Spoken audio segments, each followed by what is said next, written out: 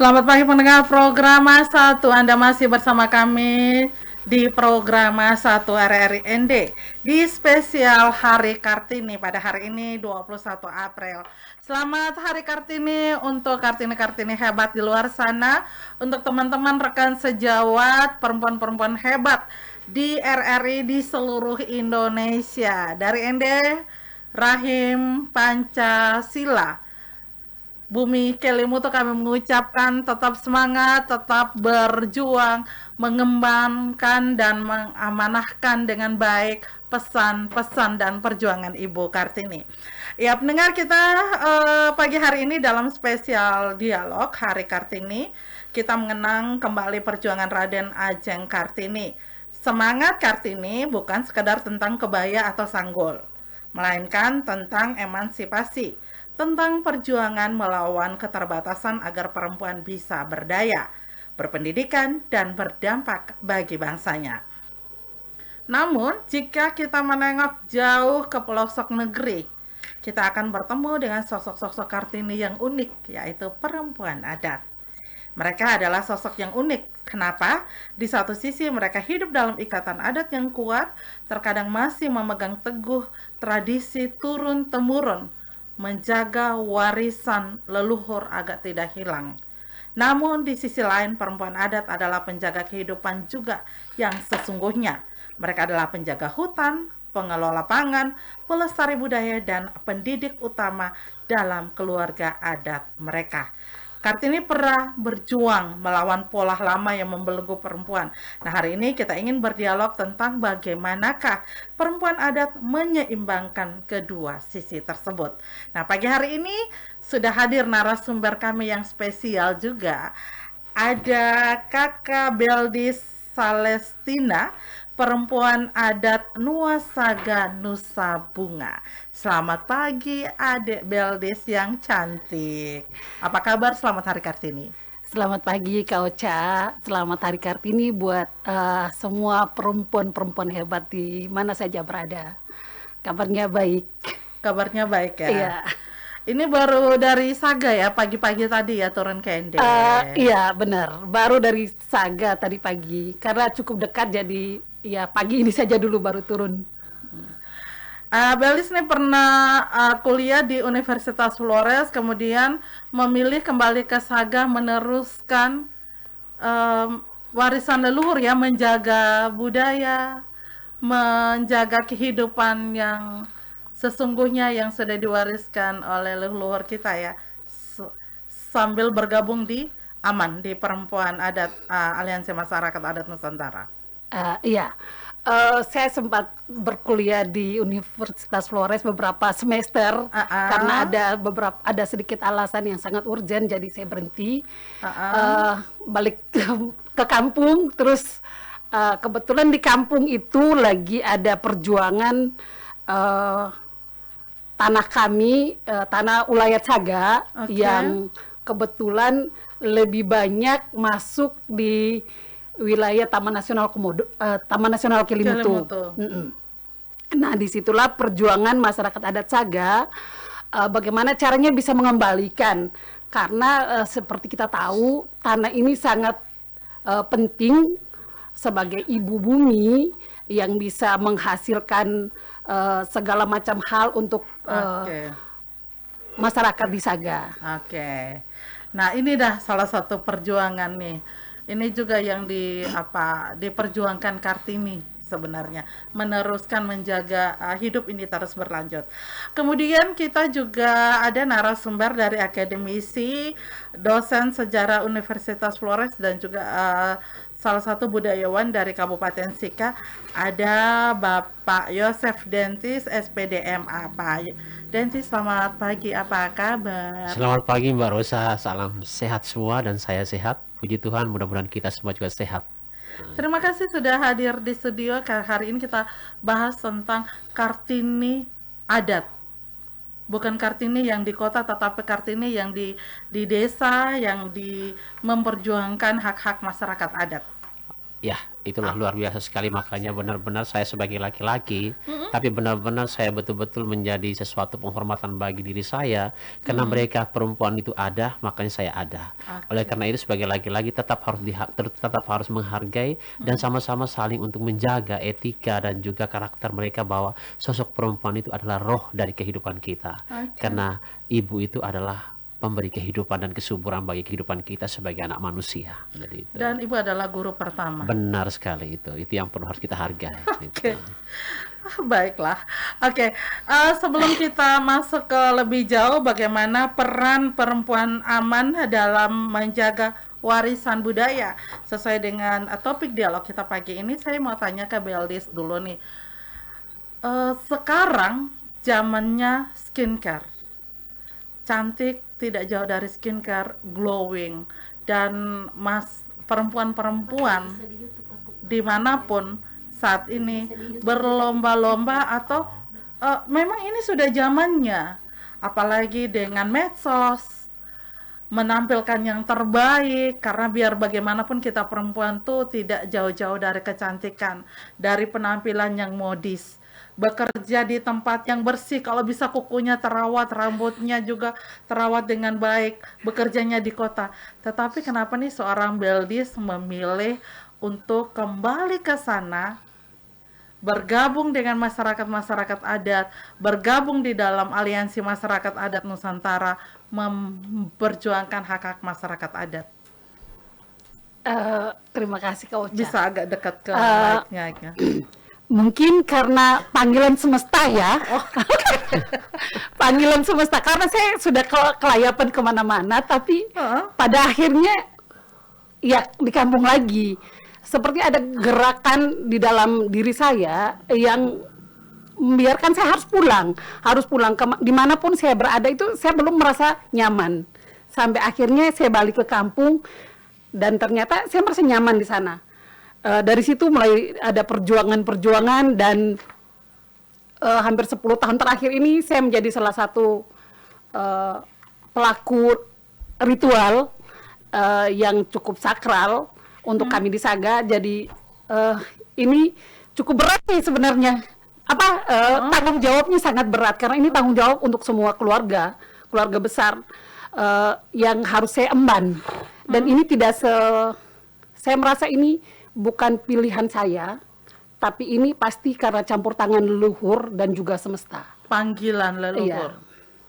Iya. Boleh tahu 10 tahun itu Beldis itu bagiannya apa? Di dalam ritual itu tugasnya itu apa?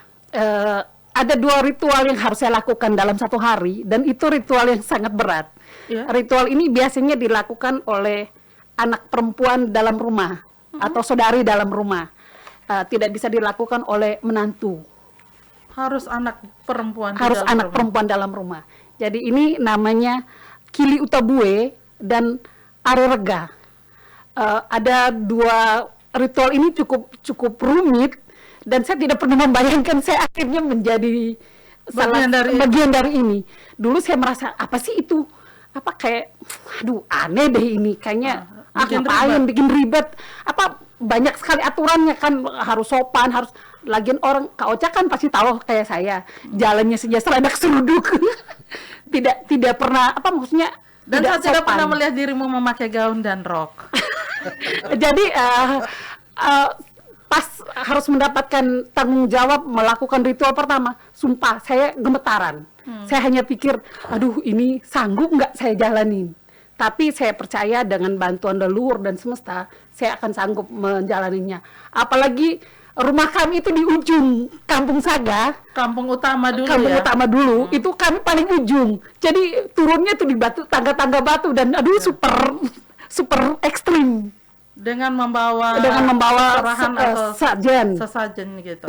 Jadi cukup ekstrim itu untuk saya. Tahun pertama itu sampai orang-orang bilang, kenapa kau sopan sekali? Saya bilang, saya takut. Ini hal baru untuk saya. Karena saya yang biasanya seleboran begini, terus tiba-tiba harus sopan santun. Karena ini kan menyangkut tanggung jawab keluarga besar.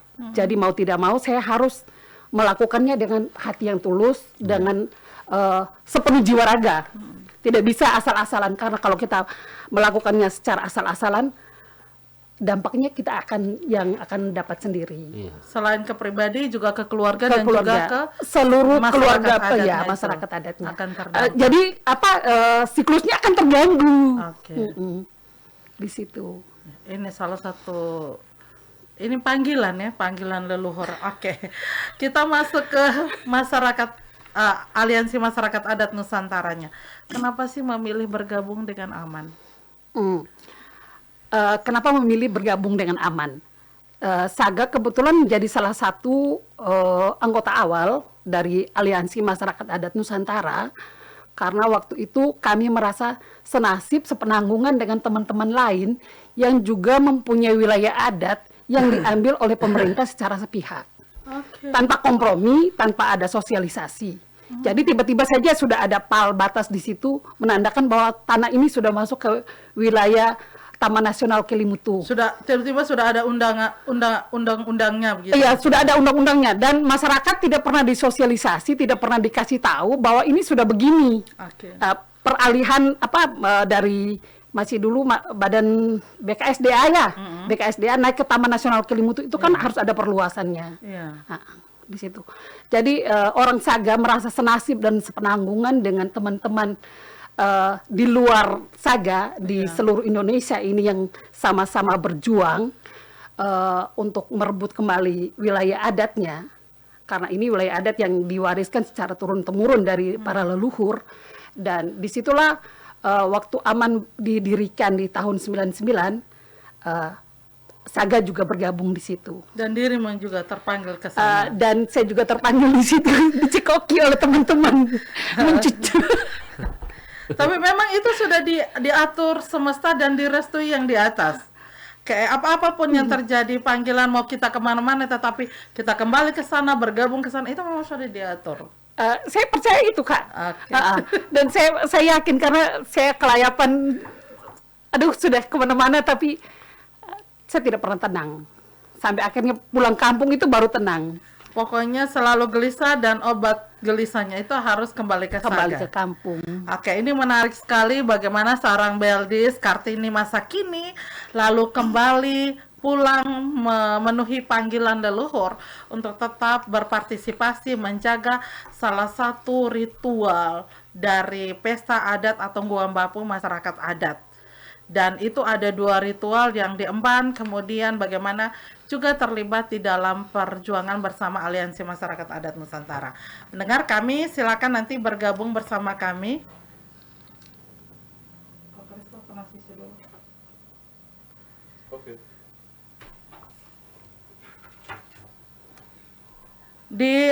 Anda bisa bergabung bersama kami di line telepon di 0821 4451 1957 atau line WA kami di 0821 3878 8786 atau bisa di 0812 3880 5607. Kita ke Pak Dentis dulu nih, Pak Dentis. Ini saya sudah mulai buka pelan-pelan nih, mengenal bab satunya sosok Kartini di hadapan Pak Dentis nih. Tetapi versi dari Kartini perempuan adat. Komentarnya dulu Pak Dentis. Baik, saya komentar dulu ya. Ya, silakan. Atau tanggapan deh, jangan komentar deh. Kayak seolah-olah jadi juri. Tanggapannya dulu. Oh iya, saya menanggapi pada prinsipnya itu bahwa Kak Eldis, saya apresiasi. Kamu hebat dan memang betul menunjukkan bahwa itu adalah identitas kamu yang sebenarnya.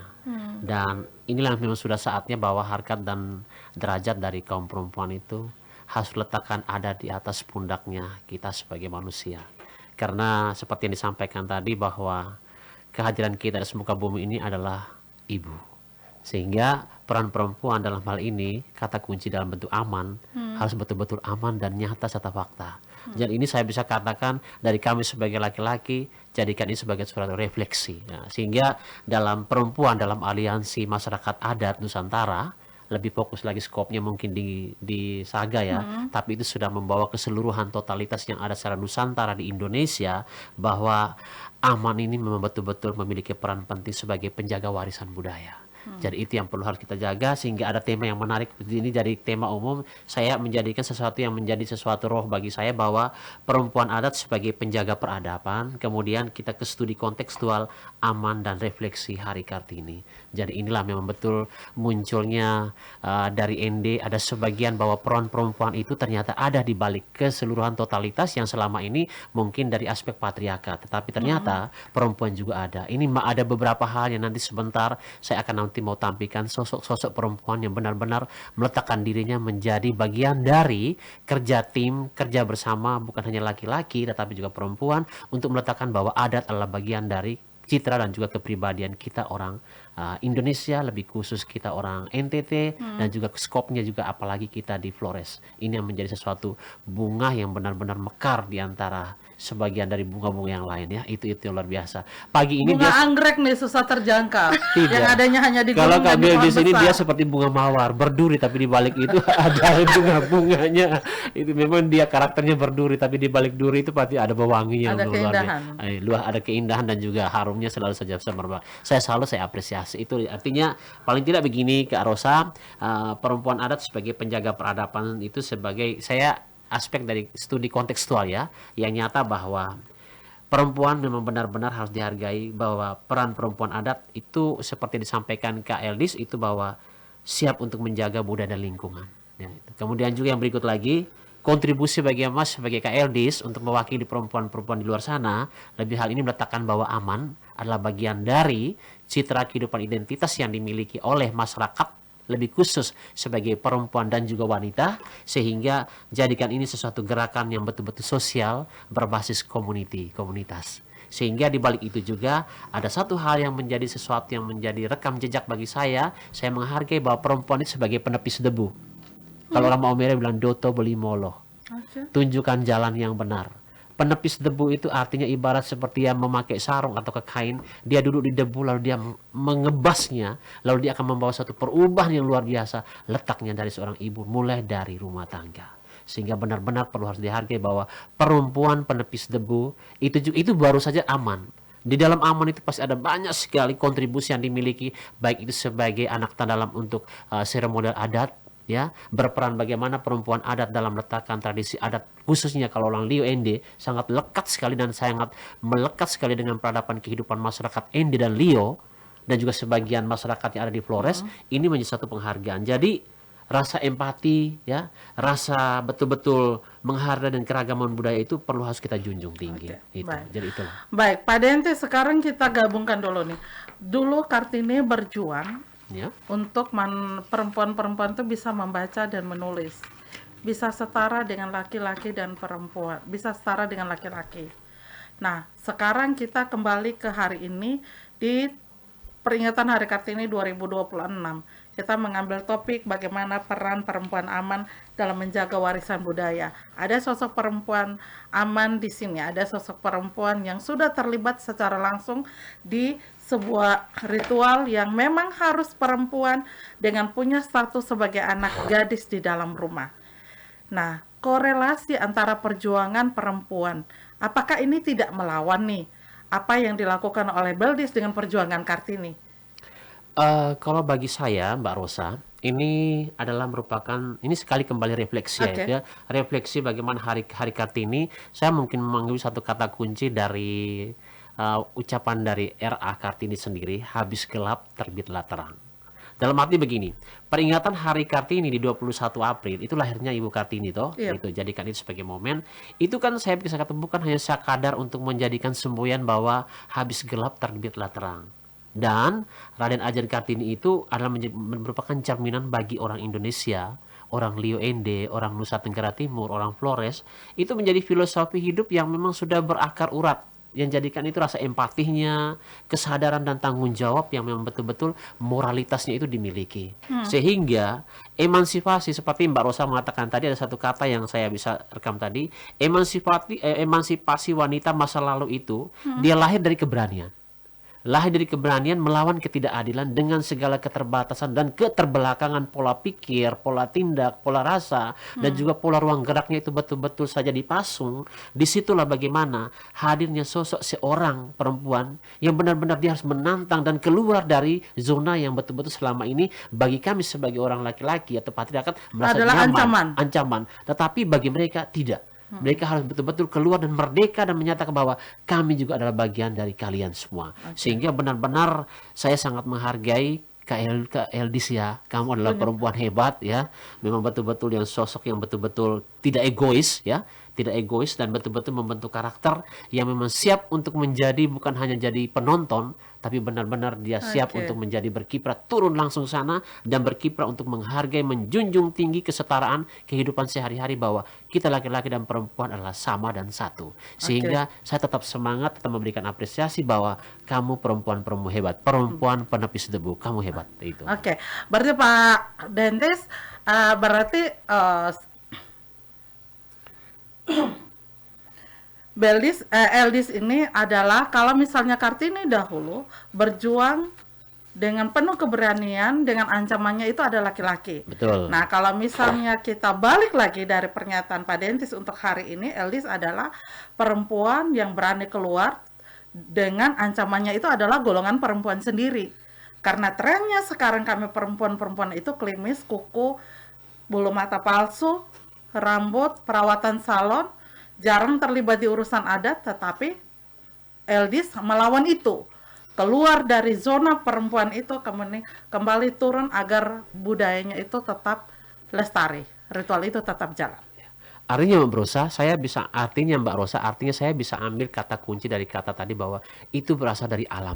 Semestanya betul-betul dari sana. Kalau namanya dari alam, kita tidak bisa untuk merubah itu. Karena semuanya adalah akarnya yang betul-betul. Tidak sembarang kalau memang akarnya kuat, ke sana pasti akan jalan aman. Kita bukan tebang saja sampai di dia pangkasnya, tapi kalau akarnya sudah aman, kita akan jalan ke atas juga, dia pasti akan nanti kuat. Sehingga Kak Eldis mengucapkan dan menyampaikan kemudian mengambil keputusan ini adalah sesuatu yang benar dan betul-betul jujur dari hatinya. Itu. Apresiasi Wakar ini luar biasa. Jadi kalau Kartini itu ancamannya pria, Eldis sendiri sebenarnya ancamannya adalah wanita-wanita modis. Wanita-wanita modern sebenarnya, karena dirimu memilih kembali terjun sebagai perempuan adat. Nah, ini di beberapa posting ini Eldis, Kak Ocha lihat nih terbangnya sampai ke luar negeri, ke Belanda, kemana-mana kalau nggak salah itu sebenarnya untuk apa sih? Saya pikir udah menetap terus di sana, telah sebulan kemudian saya sudah lihat sudah nata lagi, sudah dengan sarung baju, sudah dengan benga itu. Bisa diceritakan itu? Oke. Tahun 2023 kebetulan ada teman saya, Ibu Rukmini Toheke, salah satu perempuan pejuang juga dari Ngatatoro di Sulawesi. Beliau mengajak saya jalan-jalan lah ke Costa Rica. Amerika Tengah. Ya kayaknya luar biasa ya, bisa seumur umur lah. Ini pertama kali saya ke luar negeri. Sebelumnya memang saya sempat mengurus paspor untuk ada kebetulan saya membawa waktu jadi staf di Aman dulu, di Aman Nusa Bunga. Saya pernah mengurus paspor untuk satu kegiatan sebenarnya di Thailand, tapi saya kebetulan ada bapak sakit berat, jadi saya membatalkan. Saya tidak sanggup untuk pergi. Saya membatalkannya. Jadi saya pikir buat gaya-gayaan lah punya paspor. Nah, terus teman saya kebetulan mengajak saya tahun 2023 itu, maka jadilah kami berangkat ke sana dengan disupport dari Bank Dunia. Tapi sepertinya di sana kayak ada kegiatan deh, tidak hanya jalan-jalan. Kebetulan ini teman-teman di jaringan perempuan adat Manila, Filipina, yang membawa kami ke sana. Ada pertemuan dengan Bank Dunia yang disponsori oleh Bank Dunia soal perubahan iklim. Di situ. Jadi dirimu dan teman-teman perempuan adat Aliansi Adat Nusantara itu kembali juga memikul satu tanggung jawab lagi ya untuk soal perubahan iklim. Iya, benar. Oke, berarti dari adat terbang ke nasional lalu keluar ke mancanegara, ke luar negeri, kembali hanya untuk mengurus untuk perubahan iklim yang dimulai dari desa kecil Saga. Iya, segala macam hal harus kita mulai dari diri kita sendiri. Tidak bisa kita mengajak orang berubah kalau kita sendiri juga tidak berubah. Iya, betul. Karena hal besar tidak akan bisa terjadi kalau kita sendiri tidak melakukannya. Contoh hal kecil saja, sampah atau tanaman pangan lokal. Ini hal-hal yang kecil. Kalau kita sendiri tidak menanam, tidak mempertahankannya, terus kita mau tunggu orang lain, tidak mungkin. Saya kebetulan 3 tahun terakhir ini juga selalu berusaha menanam apa yang bisa saya makan dan apa yang harus saya makan. Jadi juga mengusahakan tanaman pangan lokal seperti jali-jali, sorghum, dan itu agak susah untuk orang-orang kita yang hampir punah saat ini. Iya. Ada beberapa tanaman yang harus ada untuk melakukan ritual. Nah, kalau kita tidak tanam, kita mau cari di mana? Inilah peran dirimu bagaimana mempertahankan warisan leluhur. Iya, betul. Kartini.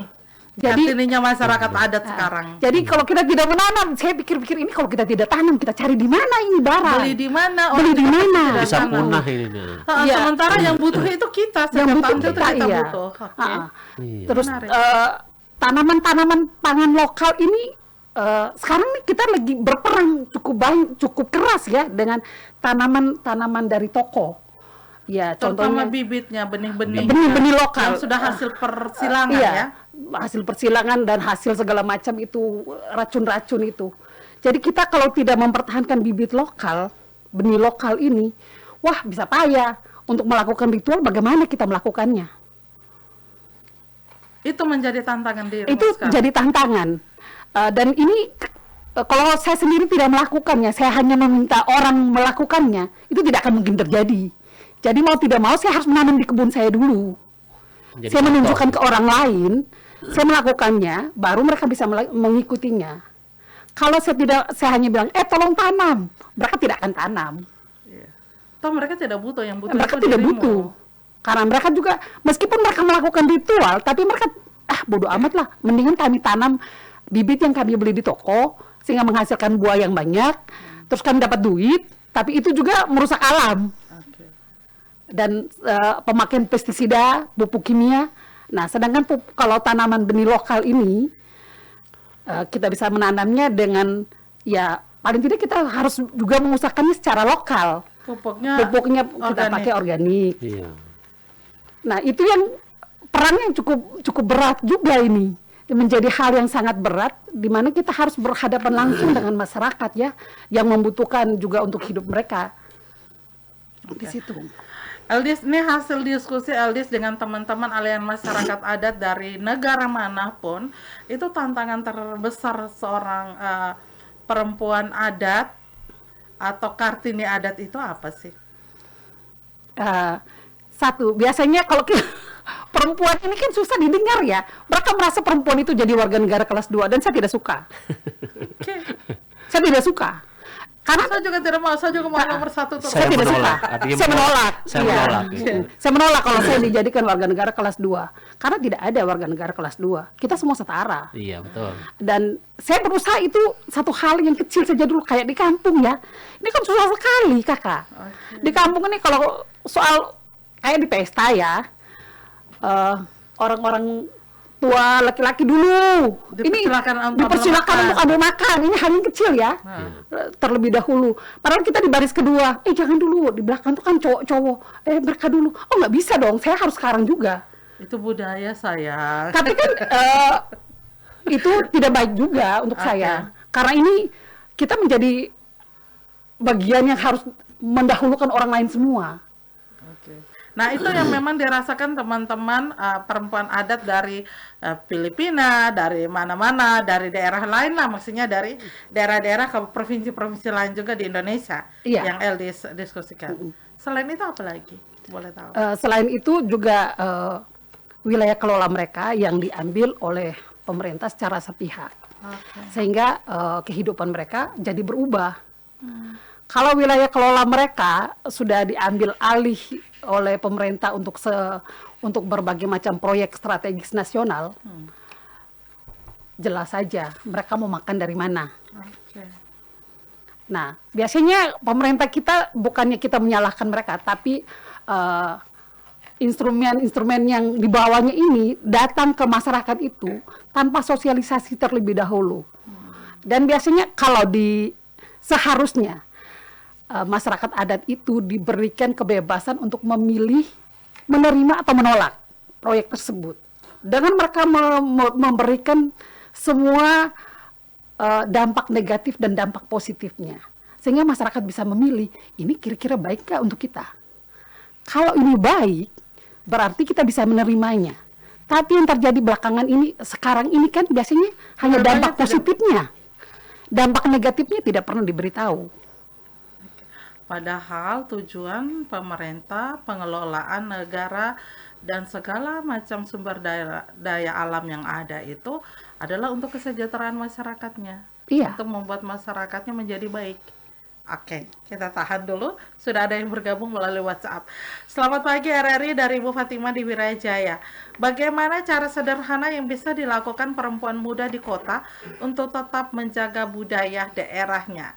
Nanti bisa dua-duanya menjawab ya Pak Dentes maupun Beldis nanti.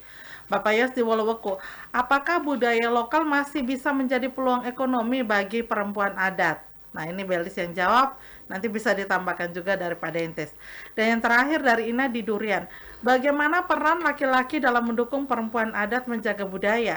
Dan apa pesan untuk perempuan masa kini agar tetap bangga dengan identitas budayanya? Pertanyaan pertama untuk Pak Dentes, pertanyaan keduanya nanti untuk Beldis.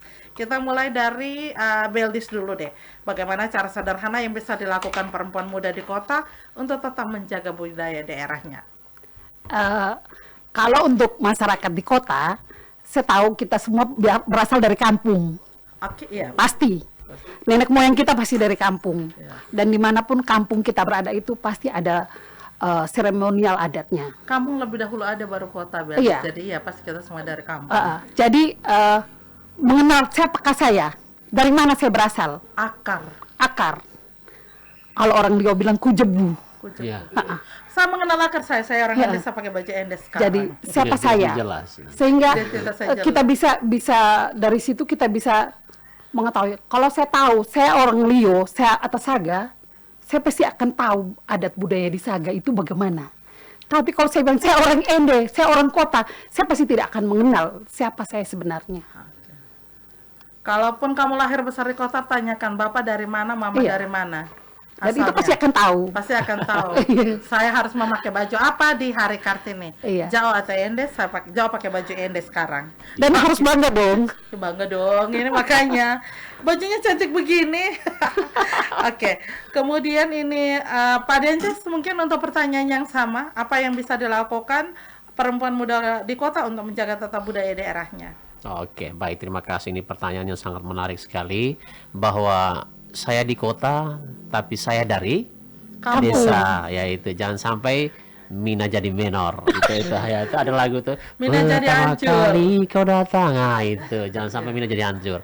Oke, tapi baik, saya apresiasi pertanyaan yang sangat luar biasa sekali, bahwa dimanapun kita berada, ya, kita adalah, kalau memang aslinya bahwa kita adalah Atanua, kita dari kampung, karena kota itu juga berasal awalnya dari kampung, bahwa intinya bahwa kita harus menemukan siapa saya, who am I, ya, dan di mana saya, dari mana saya.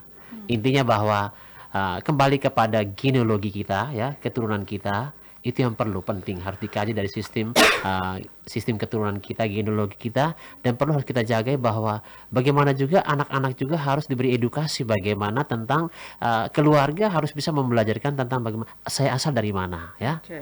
Aku Mbak Mai, kau Mbak Mai, kau awata epae, kau dari mana, begitu. Iya. Jadi intinya bahwa itu, sehingga anak-anak jangan sampai merasa terjadi kehilangan mereka punya Identitas identitas lebih-lebih yang berkaitan dengan keturunan, Berarti hari ini genealogi. ketika semua pelajar-pelajar putri atau perempuan-perempuan yang berbusana daerah itu Iya. salah satu upaya yang dilakukan Ya Pada itu adalah sesuatu hal yang menjadi ya artinya promosi untuk mempertahankan, sehingga hari ini saya sangat senang sekali walaupun mereka di kota, tapi ada sesuatu hal yang menjadi terpenting dalam diri saya bahwa tadi pagi contoh anak-anak saya walaupun memang sudah pindah dari Maumere tapi pindah ke Ende, tapi Hari ini Bapak tolong hari ini kami pakai pakaian adat dari Nusantara, dari Maumere. Oh iya, ternyata kamu di Ende tetapi ada punya keragaman. Itu yang luar biasa. Jadi istilahnya walaupun dia jauh tapi dia merasa bahwa dia ada di Ende tapi dekat bahwa oh ya saya adalah bukan Atamai, memang saya Atamai Atamara Iwa sekarang saya tidak dari lagi Sika, dari saya Sika. garis keturunan dari Sika. Iya begitu. Jadi itulah. Jadi walaupun kita di kota, tetapi paling tidak kita jaga identitas kita dan kita harus kembali tahu ke belakang dari mana saya berada dan saya asal gitu ya. Genealogi keturunan kita jangan sampai kita lupa. Gitu. Apakah budaya lokal masih bisa menjadi peluang ekonomi bagi perempuan adat, Kak Belkis? Masih banyak sih sebenarnya. Tergantung dari kita melihatnya dari sisi mana. Kalau kayak di kampung ya, kalau di kampung pasti banyak sisinya. Contoh kecil saja, kalau kita punya kampung yang bagus, contoh kami di Saga, ya meskipun banyak kampung lain kayak Wolotopo atau Nggela punya kampung bagus, punya rumah adat, mereka bisa menjadi rezeki untuk orang-orang di kampung di situ. Terus selain itu juga kita bisa menanam kembali kayak tadi tanaman pangan lokal. Itu bisa menjadi sekolah lapangan ya untuk anak-anak. Lembaga-lembaga pertanian. Selain anak sekolah juga lembaga-lembaga pendidikan dari mana saja.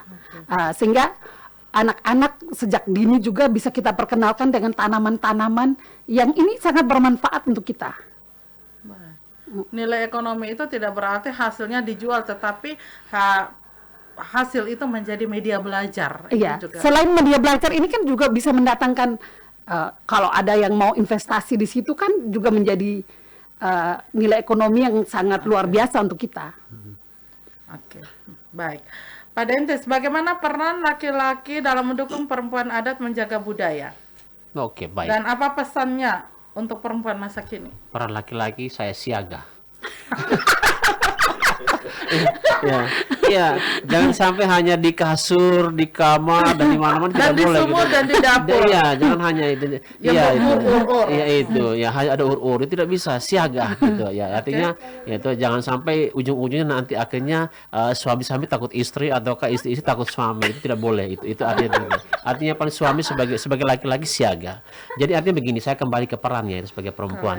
Oh oke. Sebagai apa? Oh ya, oke, baik. Sebagai laki-laki, saya tetap apresiasi dalam satu refleksi. Akhirnya saya memberi satu refleksi bagaimana hadirnya seorang perempuan yang saya jadikan sini.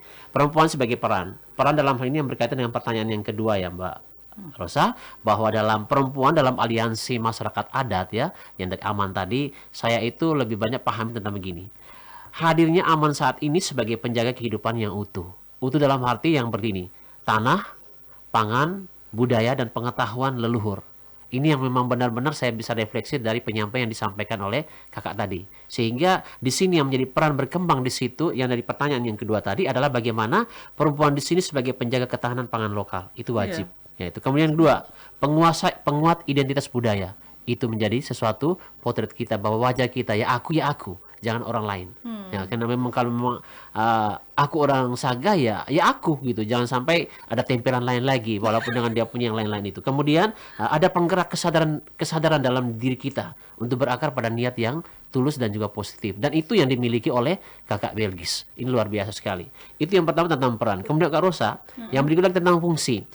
Soal fungsi perempuan untuk mengalami transformasi tentang simbol spiritual itu menjadi agen sosial yang betul-betul sekarang kan apalagi dengan digital kan itu. Yang pertama sekali perlu sekali bahwa sebagai perempuan itu harus menjaga siklus kehidupan.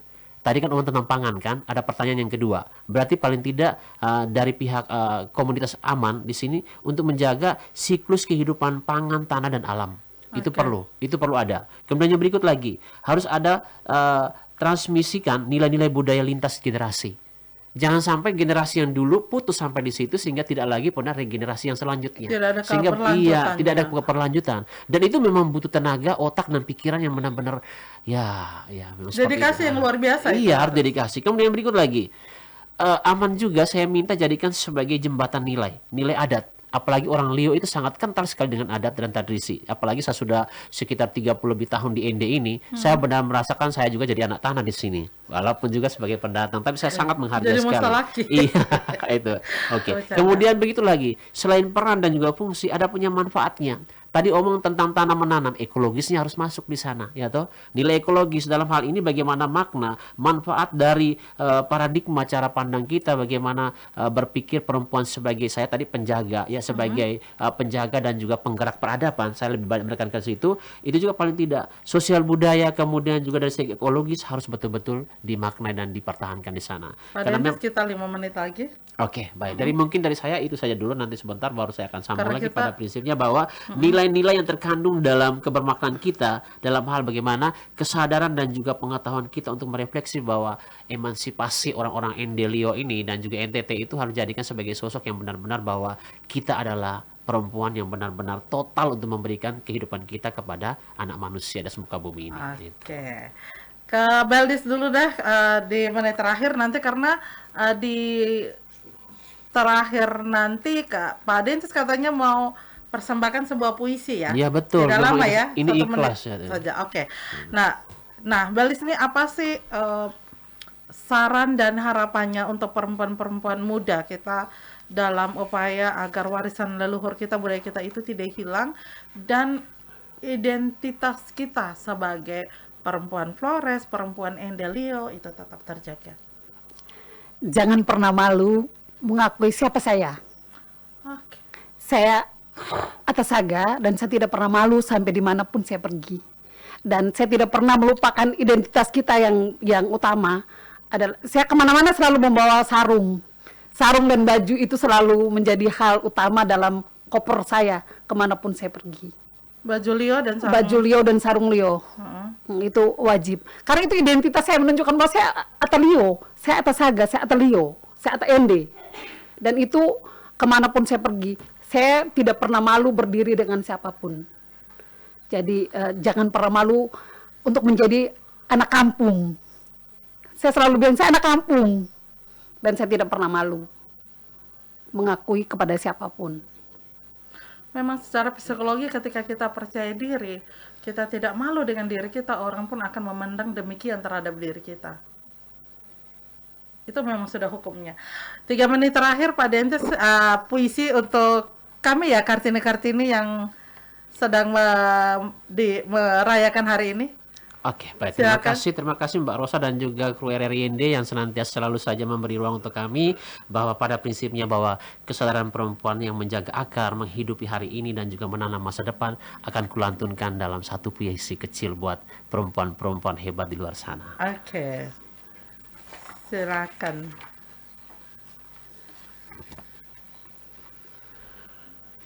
Cahaya Kartini dari timur yang menjaga peradaban. Medio April 2026 oleh Yosef Dentis. Di April yang membuka jendela cahaya, di Ende yang tenang memeluk samudra kata, terdengar suara dari gelombang udara RRI Ende mengalir seperti doa tentang perempuan dan peradaban negeri Kartini. Engkau bukan sekadar nama dalam lembar sejarah, tetapi nyala kecil yang menolak padam di dada bangsa, menyala di ruang-ruang sunyi. Tempat perempuan dulu dibungkam oleh batas dan tradisi, namun kini terang itu berpindah arah. Menyapa tanah Flores yang berakar pada adat dan leluhur, di mana Inepare menanam makna kehidupan, dan bumi Lio berbisik tentang kesuburan yang dijaga perempuan. Di sana perempuan tidak hanya menenun kain, tetapi juga menenun makna peradaban. Dari benang kearifan menuju jaring kesadaran, mengikat masa lalu dengan masa depan yang lebih adil. Aman, hadir seperti akar yang merangkul tanah, melindungi yang rapuh dari luka perampasan, mengangkat suara adat agar tidak hilang di arus zaman, bahwa tanah bukan sekadar milik, tetapi tubuh ibu yang harus dijaga dengan hormat. Kartini, jika engkau mendengar dari gelombang Ende hari ini, engkau akan melihat perempuan-perempuan berdiri tegak di ruang dialog, di kampung, di kampus, di adat, menjadi suara bukan bagi gemah yang membungkam. Mereka adalah penafsir zaman yang baru, yang membaca dunia dengan hati yang berakar, yang memahami bahwa kesetaraan bukan melawan budaya, tetapi menyembuhkan luka di dalamnya. Di RRI Pro 1 ND, suara itu bergema tentang capaian yang berpikir kritis, tentang capaian beretika sosial, tentang anak manusia yang belajar bukan hanya dari buku, tetapi dari tanah, dari perempuan, dari kehidupan itu sendiri. Kartini, di timur ini engkau hidup kembali, bukan sebagai bayangan, tetapi sebagai cahaya yang berjalan di kaki perempuan adat, yang menjaga bahasa, tanah dan martabat manusia. Dan kini kami tahu, peradaban tidak lahir dari gemuruh kekuasaan, tetapi dari tangan-tangan perempuan yang sabar menjaga kehidupan, dari tenun yang menyimpan ingatan, dari dialog yang membuka kesadaran, dari keberanian untuk berkata bahwa dunia harus lebih adil dari hari kemarin. Maka biarlah April ini menjadi pintu terang, tempat Kartini dan perempuan adat bertemu dalam satu makna, membangun manusia yang berakar, berpikir dan berkeadilan di tanah Nusantara yang terus belajar menjadi manusia. Wow, luar biasa ya pendengar. Puisi tadi menutup dialog kita pada pagi hari ini, spesial dialog di Hari Kartini. Pak Dentis, terima kasih banyak untuk waktunya. Beldis, terima kasih banyak. Dan kita akan berjumpa lagi di sesi-sesi berikutnya dalam dialog interaktif kita. Selamat pagi dan terima kasih.